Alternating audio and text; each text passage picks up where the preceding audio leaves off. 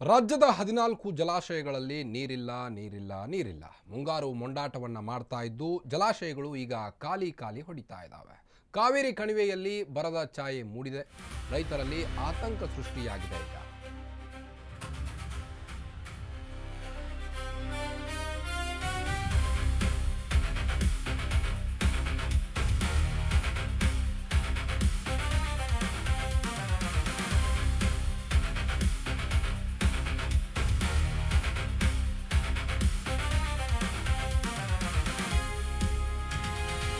ಕೆಲವೊಂದು ಕಡೆ ನಿರೀಕ್ಷೆಗೂ ಮೀರಿ ಮಳೆ ಆಗ್ತಾ ಇದ್ರೆ ಮತ್ತೊಂದು ಕಡೆ ಮಳೆನೇ ಆಗ್ತಾ ಇಲ್ಲ. ರಾಜ್ಯದ 14 ಜಲಾಶಯಗಳಲ್ಲಿ ನೀರೇ ಇಲ್ಲ. ಮುಂಗಾರು ಮಳೆ ಮೊಂಡಾಟವನ್ನ ತೋರ್ತಾ ಇದ್ದು ರೈತರು ಸಂಕಷ್ಟಕ್ಕೊಳಗಾಗಿದ್ದಾರೆ. ಈಗ ಜಲಾಶಯಗಳು ಖಾಲಿಯಾಗಿವೆ. ಕಾವೇರಿ ಕಣಿವೆಯಲ್ಲಿ ಅಂತೂ ಬರದ ಛಾಯೆ ಮೂಡಿದೆ. ರೈತರಲ್ಲಿ ಆತಂಕ ಮನೆ ಮಾಡಿದೆ. ಕರ್ನಾಟಕದ 14 ಜಲಾಶಯಗಳಲ್ಲಿ ನೀರಿಲ್ಲ. ಕೇವಲ 419.35 TMC ನೀರು ಮಾತ್ರ ಸಂಗ್ರಹವಾಗಿದೆ ಇವರೆಗೂ ಕಾವೇರಿ ಕಣಿವೆಯಲ್ಲಿ. ಹೀಗಾಗಿ ರೈತರಲ್ಲಿ ಆತಂಕದ ಛಾಯೆ ಮೂಡಿದೆ. ಆಲಮಟ್ಟಿ ಹೊರತುಪಡಿಸಿ ಬಹುತೇಕ ಡ್ಯಾಂಗಳಲ್ಲಿ ನೀರಿಲ್ಲ. ಉಳಿದ ಜಲಾಶಯಗಳಲ್ಲಿ 25ರಿಂದ 30% ನೀರಿನ ಸಂಗ್ರಹ ಕುಸಿತವಾಗಿದೆ.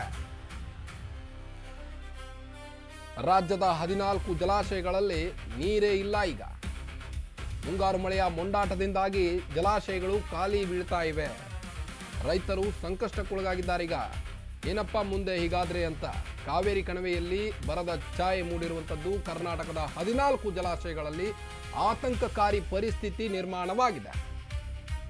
14 ಜಲಾಶಯಗಳಲ್ಲಿ ಕೇವಲ 419.35 TMC ನೀರು ಸಂಗ್ರಹವಾಗಿದೆ.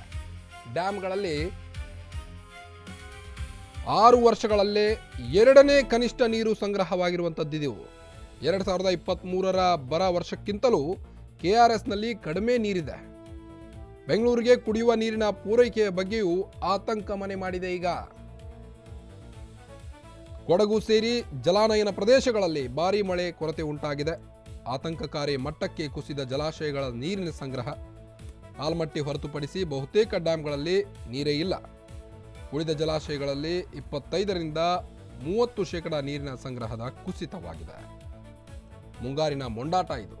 ಉಳಿದ ಜಲಾಶಯಗಳಲ್ಲಿ 25ರಿಂದ 30% ನೀರು ಸಂಗ್ರಹವಾಗಿದೆ. ಅತಿ ಕಡಿಮೆ ಇದು. 2023ರ ಬರ ಬಿದ್ದಾಗ ಈ ರೀತಿಯಾಗಿತ್ತು. KRSನಲ್ಲಿ ಕಡಿಮೆ ನೀರು ಸಂಗ್ರಹವಾಗಿತ್ತು.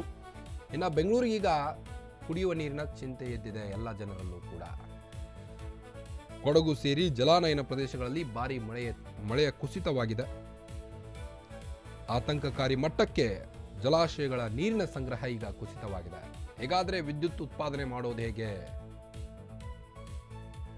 ಇದರಿಂದ ಹಲವು ವಿದ್ಯುತ್ ಉತ್ಪಾದನಾ ಘಟಕಗಳು ಕೂಡ ಸ್ಥಗಿತವಾಗಿರುವಂಥದ್ದು.